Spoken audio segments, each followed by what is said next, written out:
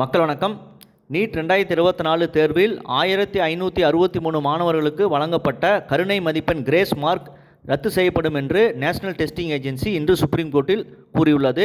அதே வேளையில் அந்த மாணவர்களுக்கு மறுதேர்வு வருகின்ற ஜூன் 23ஆம் தேதி நடத்தப்படும் என்றும் முடிவுகள் ஜூன் 30ஆம் தேதி வெளியிடப்படும் என்றும் அது கூறியுள்ளது. மறுதேர்வு எழுத விருப்பமில்லாத மாணவர்களுக்கு மே 5ஆம் தேதி தேர்வு நடத்திய அடிப்படையில் மதிப்பெண் வழங்கப்படும் என்று NTA கூறியுள்ளது. மற்றபடி பேப்பர் லீக் சம்பந்தப்பட்டான வழக்கை ஜூலை 8ஆம் தேதி சுப்ரீம் கோர்ட் நடத்தும் என்று கூறியுள்ளது.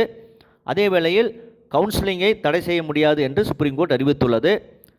நீட் 2024 தேர்வை முழுமையாக ரத்து செய்ய வேண்டும் என்று மாணவர்கள் போராடி வருகிறார்கள். அவர்களுக்கு கிடைத்த முதல் வெற்றியாக இது எதிர்பார்க்கப்படுகிறது. மற்றபடி ஜூலை 8ஆம் தேதி சுப்ரீம் கோர்ட் என்ன முடிவு எடுக்கும் என்று நாடுபுறாமல் எதிர்பார்த்து காத்து கொண்டிருக்கிறார்கள்.